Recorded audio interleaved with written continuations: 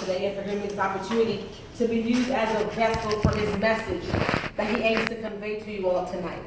I also want to thank my husband of 13 years, JJ, for being here and supporting me along with my two beautiful and handsome children, Naya and Calvin. So when Mila reached out to me on Messenger and asked me to speak to you all today, I was a bit shocked. Welcome. I was a bit shocked, I was excited, and I was nervous all at the same time. At first, when I got the message from her, I thought she had the wrong person or the wrong sister, because some of you may or may not know my sister Esther is also a speaker in the community. And so I thought, she's the one that does these kind of things. So in my head, I was like, oh, okay, people say that we look alike, maybe she thinks I'm Esther. But I'm like, Mila knows me, so okay, she probably had the right person. But as I read on, I realized the message was not sent to me by accident, that it was actually for me, and that God was trying to tell me something. I felt like God was telling me it's my time to let my light shine. And so when I asked her what I should talk about, she mentioned self-esteem. How to build self-esteem. And I thought it was ironic that God would lay that subject on her heart for me to talk to you guys about that today, because self-esteem is one of the biggest personality traits I myself had to overcome, especially during my childhood, my teenage, and into some of my adult years. And I'll get more into why that was. The love I have for myself today, the way you see that I'm all dressed up, I got my hair did, got my makeup done. It took blood, sweat, and tears, literally, to be this person you see standing here today. I had a lot of self-doubt, like some of you may be experiencing, but more hard work than anything to fight for the woman I desire to become. So today, the title for this message, what I want to talk to you guys about, is called What's Love Got to Do With It? It's Valentine's Day, so I thought it was fitting. Some of you may or may not know that the title for this song, What's Love Got to Do With It, was made popular by famous American singer, the legendary Tina Turner. I don't know if some of y'all know who that is. I don't know if she's, before your time. The lyrics from that song that I want to focus on tonight is the part of the song where she sings, I've been taken on a new direction, but I have to say, I've been thinking about my own protection. It scares me to feel this way. Yes, loving yourself will definitely take you in a new direction. Why? Because it's scary. It's exhilarating, but it's indeed for your own protection. So what does love have to do with it? Love has everything to do with it. Love died for you and me on a cross 2,000 years ago so that you and I can be set free from the bondage of sin, low self-esteem, and self-hate. The name of that love was Jesus Christ. And the greatest love that you and I can give to someone else is loving yourself first. Because out of that love for the self flows the abundance of giving love to others freely and honestly. So to love, you first need good self-esteem, or some might say self-respect. So I went on to Google like everybody else does. When we don't have the answers, where do we turn to? To Google, right? Not the person next to you. We figured Google have all the answers.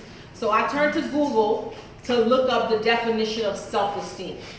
And according to verywellmind.com, it states, and I quote, in psychology, the term self-esteem is used to describe a person's overall sense of self-worth or personal value. So in other words, how much you appreciate and like yourself.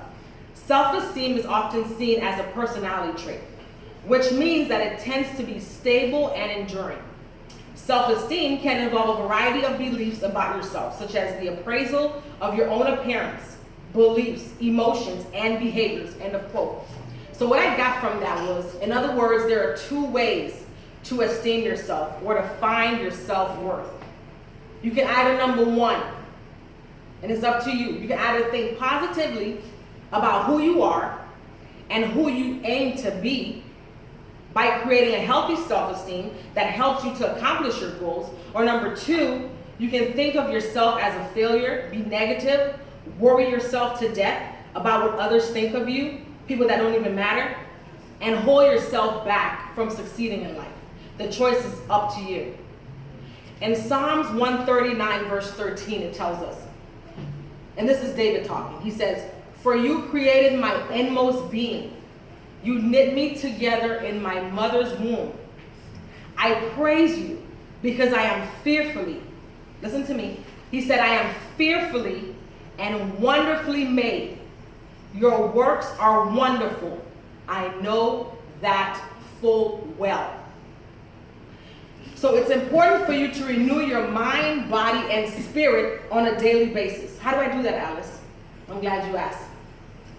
First, you start by thanking God for waking you up in the morning. If you guys don't have any reason as to what you should pray about, you can first start by thanking God for waking you up.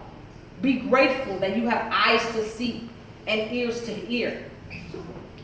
Thank God about all the things that you and I take for granted, like the ability to talk, to walk.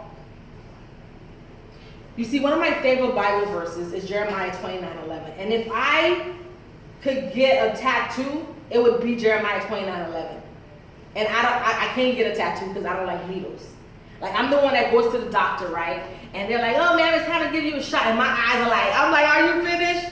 Like, I'm a grown woman, but I'm afraid of needles. So that's one of the reasons why, if I could, I would, but I can't get it. Maybe one of my kids one day might get that tattoo before me. I don't know. Naya, you up for it?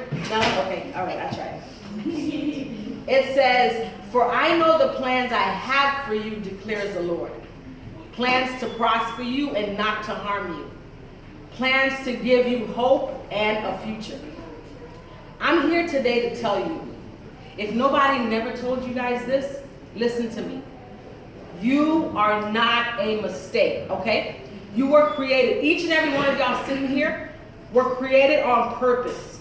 I don't care what your mom and dad says, and we know how Haitians get. I'm a Haitian, so I know how it was. You know, they tell you all the wrong things you're doing, right? Not the good things. They tell you how much you're a pain, how much you ain't nobody, how much you ain't gonna be nobody. It's like they think they're building you up, but they're really tearing you down. And it has to take a strong person to within yourself to fight and be like, "I am not who y'all say I am." I know, because I grew up with Haitian parents, so I totally understand that. But I want you to know you were all created on purpose. Every fiber of your being was intricately thought of and designed to fit your style and your personality. If you need a reason to walk into the promise of who you are, Psalms 139 should be that verse for you, where he says, God says, or David rather writes, "I praise you because I am fearfully and wonderfully made." Just think about it. God, our creator, the master of the universe, thought you and I into existence. Like, I don't know if you guys ever thought about that, but just the thought of that alone, like, you're not here by mistake. Like, God thought about you, and here you are. The enemy wants us to think that our time here on earth is an accident, or that we are not worthy of love, honor, and respect. I came all the way from Cape Coral to tell you guys that all those voices in your head is a lie. And if you were to tap into your greatest potential, if you would just for a moment truly believe who you are in Christ, if you would make a commitment today to be the best version of yourself and not a photocopy of somebody else, the devil would be the one walking around shaking and scared to death of you. It would not be the other way around.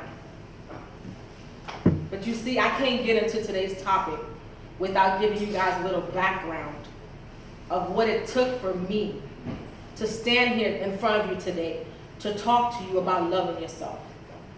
I can't tell you who I am without telling you where I've been. Excuse me, I'm gonna get some water real quick. Can I get that, please? Thank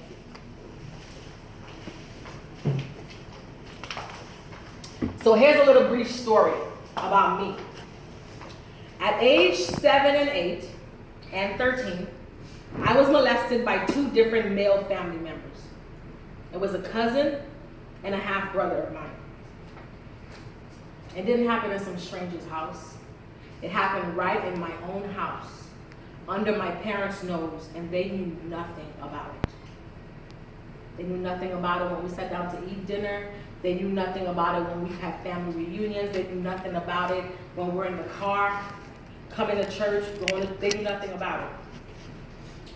And my father passed away. He used to go to this church, and he loved this church there. I don't know if some of y'all know him, Fuesido, but he passed away without ever knowing that. And I always wondered, man, like, what would my dad have done? Or what would he have said if I told him the whole truth about me? Would he believe me? Or would he think I was making all this up in my head? Because you see, my dad, he was the kind of guy, he wasn't a perfect man. He had his flaws. He was like every typical Haitian, you know, they always yelling at you, whatever. But I know one thing's for sure, my dad really loved us. And I remember one time, as a kid, I'm from the Bahamas. I don't know if I mentioned that, but I was born in Nassau, Bahamas. I came to America when I was about 13 years old. And so I remember one time walking in the Bahamas, and we were walking on the sidewalk, and there was this white van just driving. And back then they ain't had no phones. It was like in the 90s or whatever. So this guy is driving his van, I guess not paying attention. And me and my siblings were walking, and he almost hit us. And my dad, being the Haitian that he was like, he just froze, right? But he just walked up to this guy like Superman, and he just hit the hood of the van like 1, 2, 3. And he was like, "You crazy? You don't see my children? What is wrong with you?" Like, he said some things that I can't say, y'all. We in church, but he cussed them out. That's what he did. And I was like, man. And that day I was like, man, my dad's like Superman. So we all started calling him Superman, because we were like, you see how dad like flew in front of that car? Like, it was just crazy to me. So I always thought, man, if my dad would like beat a stranger up for us like that, like, what more would he have done if I said, you know what, Dad, this is what happened to me. Cousin so-and-so did that. Brother so-and-so did that. Like, I don't even know what he would have done. I think he would have done something real crazy. But you see, the guy that did that to me, he told me that it was our little secret. And what's a 7-year-old to do? Like, you don't know no better. So he was like, it's our little secret, don't tell nobody. And I was just like, okay, I thought in my head it was a secret, so I never told nobody. Because I was so young and I feared causing a family riot. I said nothing, y'all. I said nothing to nobody. And you know what happened? I internalized that hurt. And my dad, now that he's gone, he'll never know. But I mustered up the courage to tell my mom when I was 27. She was devastated. She cried with me. She apologized for not being there for me. And then we cried about it together. But that experience at those tender ages caused me to have a roller coaster ride of emotions that shattered my will to love, and it made me angry. I'm talking about, I was walking around here like, I wish somebody would say something to me. Like, I would go to school and just be like, I wish somebody would just look at me so I could take all this anger out on somebody. That's how angry I was. But little did I know, because of not taking care of those emotions, I caused myself, first and foremost, and my family a lot of pain and wasted time. Like, I was one of those people in my family, like, I was just so mad all the time, didn't say nothing. So we would have dinners and I would ruin it with my attitude. And they'd be like, oh, dang, here comes Alice again. Like, what's she gonna do now? Like, I was always on the edge. But nobody never knew why, because I never said nothing. I'm ashamed to admit this, but I've done some really foolish things in my life. Things that almost cost me to kill me. But I thank God he saved me. You see, I was crippled with rage and anger for a good chunk of my teenage to adult life. And by holding on to that pain for so long, I hated my body. I hated the girl looking back at me in the mirror, and I hated everyone else around me for a while, especially the male species. No offense, guys, if you're in here. This is my part of my testimony. I didn't respect guys. I didn't care for them. I just thought, you know what? I'm gonna treat y'all just like y'all treat me, or just like y'all treat women. I'm gonna play this game. I was young and foolish. So needless to say, growing up, I had enormous trust issues. Because I used to date these boys, yet I was never fully committed to them. I was just like, you ain't nobody. I was always 1 foot in and 1 foot out because I didn't want anyone to hurt or break my heart. So I'll be the one, like, we be dating, right? And I'll be the first one to break. Who gonna break up first? Like, it'll be me. I'll be the first one to break up with them from fear of being hurt. So I remember the first time I experienced a breakup. It was my sophomore year in high school. And this is the boy that everybody wanted to be with and stuff like that. And everybody thought he was cute, football player, you know those kind of guys, right? And so I was like, okay, you know what I'm saying? Like I did it, like I'm dating the boy everybody want to be with. You know what I'm saying? I was feeling myself. But then, one day out of nowhere, he just came up to me and was like, Alice, you know what? I don't think this is going to work out. And I was like, what you talking about? Like, do you see this right here? Like, what you talking about? And he's like, I don't think this is going to work out. I cried and I was devastated. And it wasn't because I was so in love with the boy, because I didn't even know what love was in high school, to tell you the truth. But it was because I thought maybe I deserved for him to break up with me, or that I wasn't good enough. You see, everything that happened to me, everything wrong that happened to me, it always led me back to thinking, well, maybe I deserve to be violated at such a tender age. It doesn't mean it was true, but that's where my head was at the time. I used to question, like, I come to church every Sunday. I'm in the choir, right? I'm on the youth group. You know, whatever my parents ask of me, I'm doing. I wasn't really a bad kid. I mean, I had a mouth, meaning like I was not afraid to like say what I was thinking. In the Haitian house, that's not real good. You know what I'm saying? You get slapped for that stuff. But I didn't care. I was like, this is what I think or whatever. But I wasn't really a bad kid. So I thought, man, why would a loving God let such a horrific act happen to me? Like, what did my 7-year-old self could have possibly done to deserve this scar, right? So at age 16, I tried to commit suicide by overdosing on some pills in my bedroom. Nobody was home, so I thought it was the perfect time for me to exit. I mean, nobody cared about me anyway, right? That's what I thought. And no one in my family knew about it, well, until now. They don't see it on Facebook, so yeah. Again, that was me trying to find an outlet to numb my pain. And then at age 20, I met my boyfriend, who is now my husband, and we got married 3 years later. But what I learned was that being married, y'all, still did not heal the wounds and the nightmares that I struggle and wrestle with at night.